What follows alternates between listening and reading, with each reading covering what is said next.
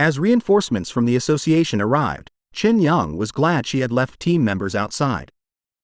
If she had been inside too long without checking in, they would have reported her missing. She grimly realized the rescue team now at the scene had originally been sent to collect their bodies. Her two subordinates, who were knocked out by the serpent's poison, finally woke up. They scrambled to her side, crying with relief that their captain was still alive. With the threat gone, the association's team began their work.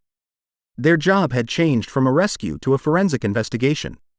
Using advanced scanning tech, they carefully analyzed the leftover spiritual energy and the battle signs, trying to piece together what happened for their report back to headquarters.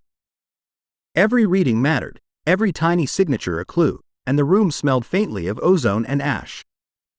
Soon, one of the specialists approached Qin Yang and the destroyer squad's leader with his findings.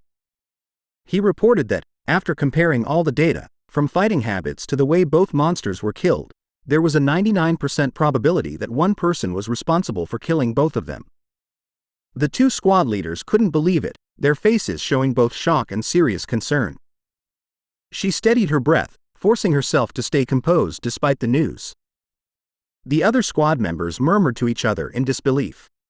They were processing the fact that they had been saved by a pioneer with two different high-tier powers, something they never thought was possible.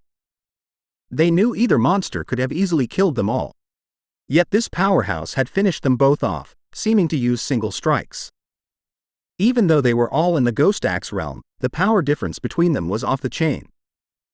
Understanding the huge importance of this discovery, Qin Yang contacted her superior.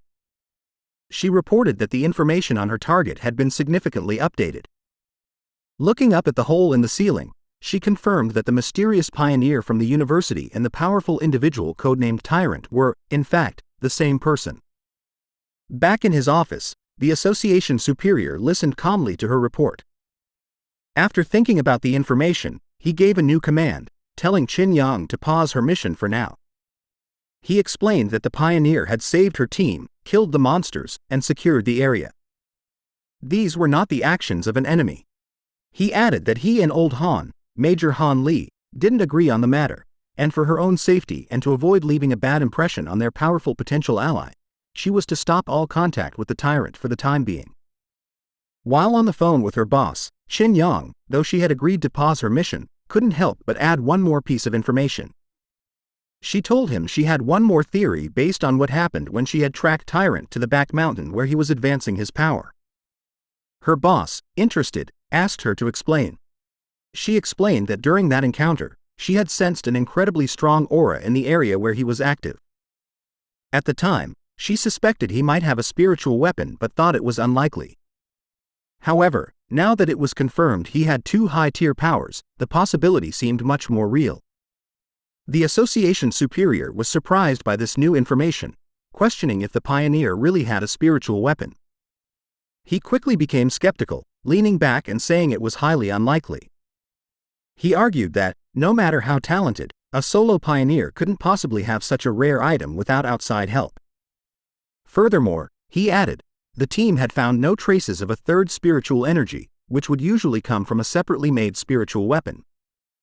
Qin Yang quickly corrected him, clarifying an important detail. The spiritual weapon aura she had sensed during her first encounter with him was clearly a Yang attribute. This new information completely changed things. The superior's eyes widened as he understood what this meant. If the weapon's attribute came directly from the user's own Yang energy, it meant he wasn't just using a weapon, he was creating it. This led to an amazing conclusion. If he could create his own spiritual weapons, then he had to be a spirit creation realm cultivator. Such a being could theoretically do this alone, but that level of power was almost mythical. Qin Yang was overwhelmed by this idea, knowing that cultivators at that level were extremely rare, with barely more than 2 in the entire world.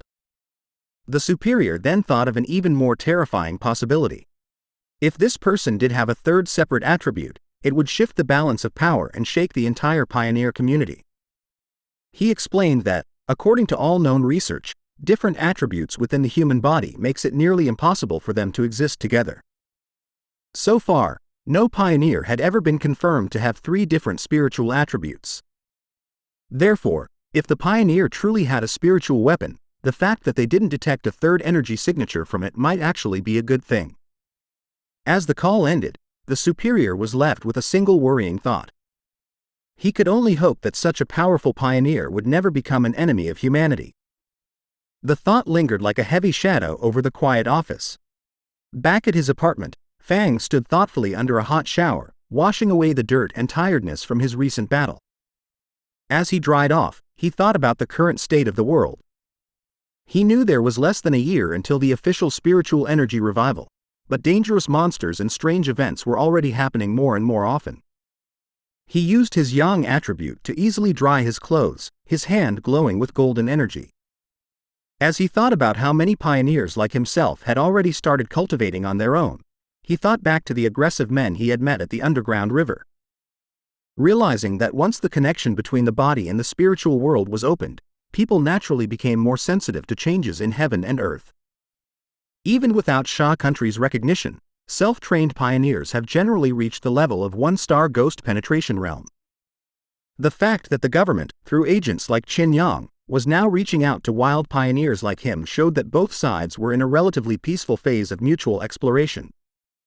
Standing in his room thinking about Major Han Li and Qin Yang, he concluded that for now the monsters were still under control, and there was no serious conflict yet among the different pioneer groups. However, as he finished getting dressed, he knew this peace was fragile. The government had already created the Spiritual Energy Cultivation Association, but it still hadn't told the public about it. He understood their strategy perfectly. While people were talking more about local problems and strange events, the government was walking a fine line, trying both to protect humanity and to give subtle early warnings without causing mass panic.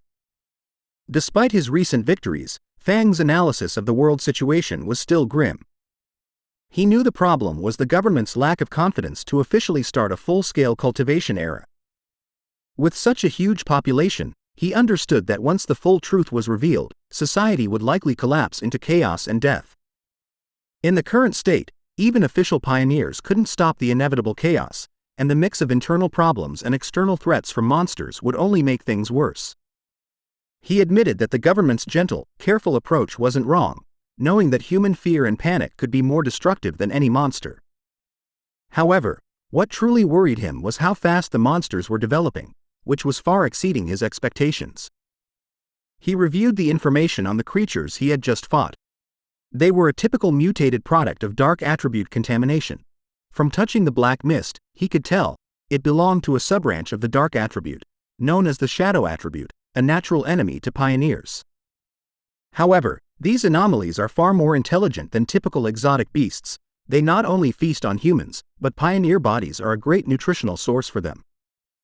The monsters even form teams, joining one another to cooperate, trap and kill pioneers like Fang.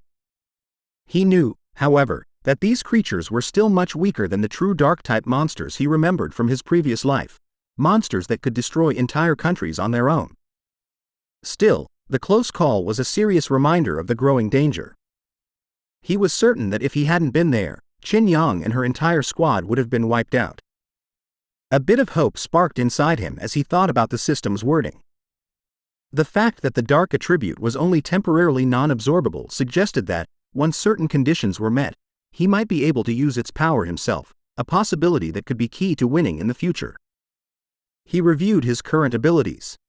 He now possessed the golden sun breathing technique of the yang attribute, the divine thunder tempering of the thunder attribute, and the crimson flame blade technique, a sub-attribute of yang, inner flame. With these perfectly suited, high-tier techniques and his current strength as a 3-star Ghost Axe Realm pioneer, he knew very few could match him. Yet, as he stood surrounded by his own great power, he knew with absolute certainty that it was still not enough. His thoughts were suddenly interrupted by his phone ringing. He picked it up, surprised to see a call from his auntie. On the other end of the line, his aunt asked about his health before explaining the real reason for her call. She told him that his cousin was coming to study in the city and, worried for her safety, asked if she could stay at his place for a few days instead of a hotel. Fang was taken aback, his memory of his cousin extremely fuzzy. All he could recall was a quiet, straight-A student who was obsessed with her studies. He couldn't even remember what she looked like. Despite this, he agreed, telling his aunt that there was a spare room. When he asked when she would be arriving, his aunt simply replied that she would give the cousin his address and let her come over by herself. Elsewhere, in a dark room lit only by a computer monitor, a person with long, almost claw-like fingers typed quickly on a keyboard. The person, wearing a big hoodie with bare ears, was looking at a forum page while Fang was on a phone call with her mother. Her mother, who was Fang's aunt, told her that she should arrive at her cousin's place by tomorrow afternoon and that she would bring some specialty snacks. Fang politely ended the call, saying it was no trouble and that he had something else to do. On her screen was a chat window for a group called Spiritual Energy Revival Martial Arts Vanguard Team. The user Fun Hu had just announced her arrival in the city and her plans to stay at her cousin's place. She then clicked her mouse, pulling up a new window. It was a rumor alert about an internet-famous town now nicknamed Death Town, where 3 more people had vanished in relation to a pork beast challenge. A gruesome, blood-splattered image of the town was with the article. With glowing glasses reflecting the screen, Fun Hu identified the location as Yanghuo Town. Her interest clearly sparked. Her browsing was interrupted when her mother entered the room, asking if she had finished packing. Fun Hu told her mother that she was packed but that she'd rather stay in a hotel than bother her cousin. Her mother insisted, saying it was much safer than staying alone and that she trusted the cousin completely. Gently pushing her out of her room, her mother gave her some final advice: be sure not to cause trouble and help out around the house when she could. Fun Hu reassured her mother that she understood.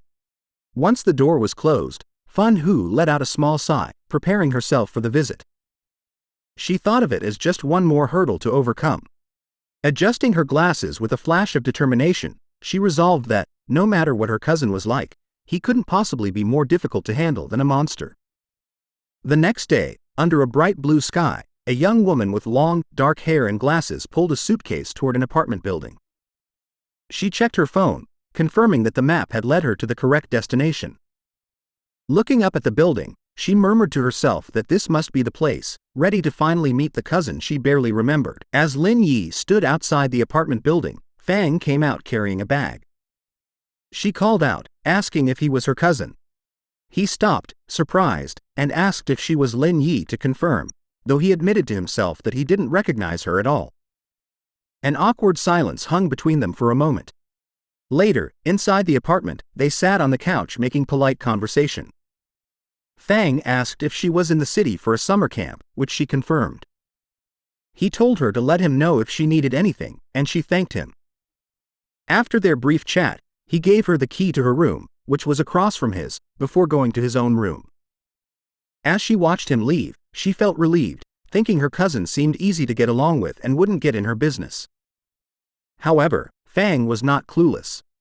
From the moment she sat down, he had sensed a faint but strange spiritual aura from her. He wondered if his senses were off or if she just wasn't good enough to hide her power. He immediately suspected that she was also a pioneer. The aura he felt was faint but clear, and he realized her story about a summer camp was probably a cover for her real reason for being in the city. Meanwhile, in her room, Lin Yi was on her phone, confirming Fang's suspicions. She messaged her pioneer group, the Martial Arts Vanguard Team, saying her cousin seemed nice and wouldn't interfere. The chat turned to recent events, with members talking about the powerful pioneer at the lava river. Lin Yi warned her team to be careful, as many powerful people were still hiding. After agreeing to wait for her signal, she logged off. She decided it was best not to do any cultivation for now, worried her cousin might discover her secret. 3 days passed. Fang soon found that living with his cousin was making his cultivation difficult. His meditations could be interrupted at any time, like when she came out of the bathroom wrapped only in a towel. He also worried that the bright golden aura from his breathing technique was too obvious and would be impossible to hide. He never noticed how flashy and bright it was till now. But the hardest part was her overwhelming kindness. One evening, she proudly gave him a delicious-looking dinner she had made. He tried to insist on doing the dishes, but she refused, saying it was the least she could do. He found her perfect politeness and extreme cleanliness almost strange. Despite the trouble, Fang decided to go along with it. He thought that by letting her be overly helpful, He might get her to let her guard down. He knew this was the only way he could find out what she was really up to. Their quiet dinner was interrupted when her phone on the table began to vibrate. Both cousins glanced at the message, their expressions surprised for a moment. Fang used the chance to excuse himself, saying he would go back to his room while she chatted. His cousin could only quietly reply as he left. Left alone, she stared thoughtfully after him for a moment before turning to her phone. Sitting on her bed, she took the call, her expression turning serious. She repeated the information she was getting, confirming that the great change of heaven and earth would happen again the next day at 3 o'clock in the afternoon, and she promised she would be there. Fang easily overheard his cousin's phone conversation. She agreed to meet at the entrance of Yanghuo town. He recognized the name as an internet-famous town in the suburbs about an hour's drive away. With his suspicions confirmed, he watched her through the wall, his own spiritual energy flaring. He was now certain his cousin was also a pioneer. He was confident, however, that with her current strength, she wouldn't be able to sense him spying. He was impressed by her power. She was still just a middle school student, but she had already reached the 2-star Ghost Axe realm and was close to another breakthrough. He wondered if her high natural talent was the reason for her somewhat strange personality. He now understood her real purpose in the city.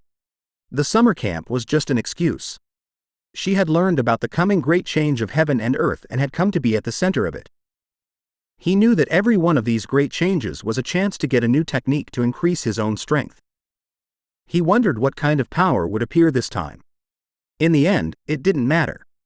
With a determined look, he decided that whatever power appeared, he would take it for himself. In her room, his cousin suddenly paused, feeling a strange sensation. She looked around, wondering if it was just her imagination or if someone had been watching her. Seeing nothing but the moonlit mountains outside, she dismissed the feeling and continued her preparations.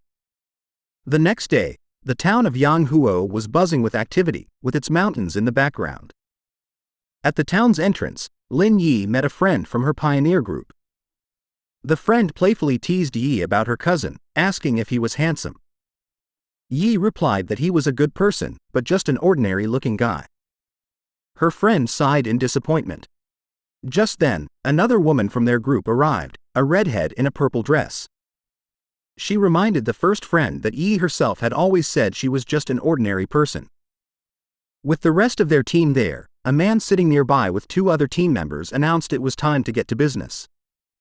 Lin Yi asked if certain she was not coming. The man responded that it would just be the 6 of them this time, and that she wasn't coming along. The red-hair grandma assures the young lady that the missing person has always been mysterious, and that it was normal for her not to come. The team was used to it. Unknown to them, Fang was watching from a nearby cafe balcony, his sword beside him. He noted that his cousin's little squad seemed to be pretty low-key. From where he was, he could sense their strength. The weakest was at the 2-star Ghost Axe level, and the man who had spoken was even a 3-star. He also overheard them say their team was usually stronger, with one powerful member often absent. As he sat watching, his attention was drawn to the mountains overlooking the town. His eyes narrowed with anticipation, sensing this was where the real event was about to happen.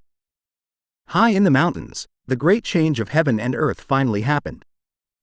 A giant green vine came down from the clouds, looking like the beanstalk from the fairy tale, Jack and the Beanstalk. This huge vine would appear randomly and wasn't destructive, but for pioneers, it was an important key to understanding the changes in their world. Deep in the misty mountains, Lin Yi and her squad finally saw the incredible sight. The red-haired leader looked up in awe, confirming this was what they were looking for. The group stood in disbelief before the massive, pulsing vine, green energy spilling everywhere. However, the awe quickly turned to fear. The group's adventurous friend suddenly grew pale and urged the others to stop, saying they shouldn't go any further. She was trembling with dread. She explained that seeing the vine in person gave her a terrible feeling. Her body started to feel cold. She then asked if they had seen the rumors on their internal pioneer forums. The friend's fear came from a dark story. She said she knew some of the pioneers from a team that had tried to touch the vine the last time it appeared. They were powerful, much stronger than she was. Yet, they all met a horrible end. She explained that after they came here, they were all buried, their skeletons now twisted within the roots of a dark version of the vine. Overcome with terror, she clutched her head in panic. She confessed she had a feeling they would all suffer the same fate if they continued on with their journey. Not even their bones would be left to bury as the scene changes to the group standing on water that looks like blood. Thanks for watching the latest part from the Voice of Manhwa. Subscribe for more content and don't forget to comment below what you want to see in the future. Like and share for more.